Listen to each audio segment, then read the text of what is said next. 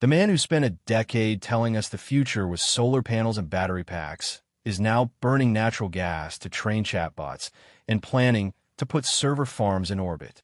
TechCrunch ran a piece today with a title that would have been unthinkable 5 years ago.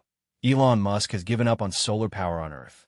The framing is sharp, but the underlying facts are sharper, and they tell you almost everything you need to know about where AI infrastructure is actually heading in 2026. 2 data points anchor the story. First, xAI, the company training Grok, has gone all in on natural gas at its Memphis compute site. Second, SpaceX is reportedly fixated on orbital data centers as the long-horizon solution. Both bets, in different ways, are a quiet retreat from the solar electric economy Musk has been preaching since the early Tesla years. To understand why this matters, you have to remember what the pitch used to be. The Musk thesis, repeated for 15 years, was that humanity's energy future was photovoltaics on every roof, batteries in every garage, and electric drivetrains in every vehicle. Solar City, the Powerwall, the Gigafactory, the Tesla Semi, all of it was downstream of one claim. Solar plus storage will be the cheapest energy on Earth, and everything else is a transition fuel. That thesis isn't wrong on a 30-year horizon. It might still be right. But xAI does not operate on a 30-year horizon. It operates on a quarterly one, against OpenAI, Anthropic, and Google, in a race where the binding constraint isn't model architecture. It's electrons. Training frontier models requires gigawatt-class power deliveries on a continuous basis, available now, not in 2030 when the interconnection queue clears. Solar plus storage cannot do that yet at the scale and reliability a hyperscale training cluster demands.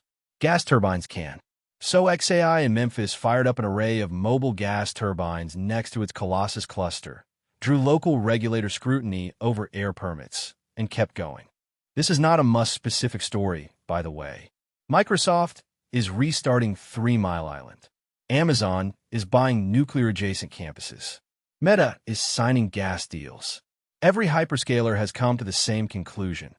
AI's power appetite has outrun the clean energy build-out, and somebody is going to burn molecules to close the gap. What makes the xAI version notable is who is doing it. Musk is the person who, more than any other single individual, made the case for the solar electric economy a mainstream investment thesis. When he reaches for gas turbines, the message to the rest of the industry is, stop pretending. The grid is the bottleneck, and we're going to solve it with whatever burns. Now, the second half of the pivot, which is honestly the stranger one. SpaceX is reportedly serious about orbital data centers, meaning compute clusters launched into space, powered by solar arrays that never see a cloud, cooled by radiating heat directly into the vacuum. On paper, the physics is appealing. In low Earth orbit, you get continuous sunlight for most of the orbit, no atmospheric losses, no land use fights, no NIMBY hearings, and a thermal sink that is, in principle, the entire universe.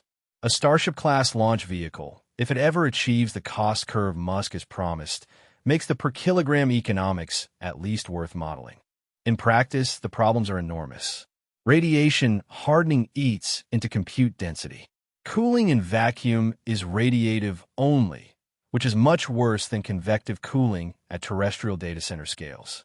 Bandwidth to ground is a hard ceiling unless you assume laser links at volumes nobody has demonstrated. And servicing a failed GPU 500 kilometers up is, charitably, not a Tuesday afternoon ticket. So why is SpaceX pushing it? 2 reasons, I think. 1, it's a credible long-term answer to the energy problem that doesn't require negotiating with the Tennessee Valley Authority. 2, it's a use case that justifies the Starlink and Starship economics at a scale even broadband can't reach. If you can rent orbital compute to AI labs, you've found another flywheel to feed the launch business. Read the 2 moves together, and the strategy becomes coherent. xAI burns gas now to stay competitive in the training race. SpaceX builds toward orbital compute as the structural answer for the next decade. Solar on Earth, the thing Musk used to bet the farm on, is conspicuously absent from both plans. Now let's talk winners and losers, because this pivot reshuffles a lot of chips. The obvious winner is the natural gas industry, which spent the last decade being told it was a stranded asset and is now the single most important enabler of the AI boom. Pipeline operators, turbine manufacturers, and gas-fired peaker plant developers are quietly having the best 2 years they've had in a generation. Nuclear is the other winner, especially small modular reactor vendors who can credibly promise hyperscalers a 2028 or 2029 delivery. The losers are residential solar installers who lost their loudest advocate and any climate narrative that depended on Musk personally carrying water for it. Tesla Energy is in an awkward spot, watching the parent ecosystem walk away from its own pitch. There's also a regulatory wildcard. Memphis residents have already pushed back on xAI's gas turbines and the air quality impact. If that fight scales, and it probably will as other hyperscalers do the same thing in other communities, expect a wave of state-level permitting reform, lawsuits, and political alignments that don't fit the old left-right energy frame at all. What should you actually watch over the next 18 months? 3 things.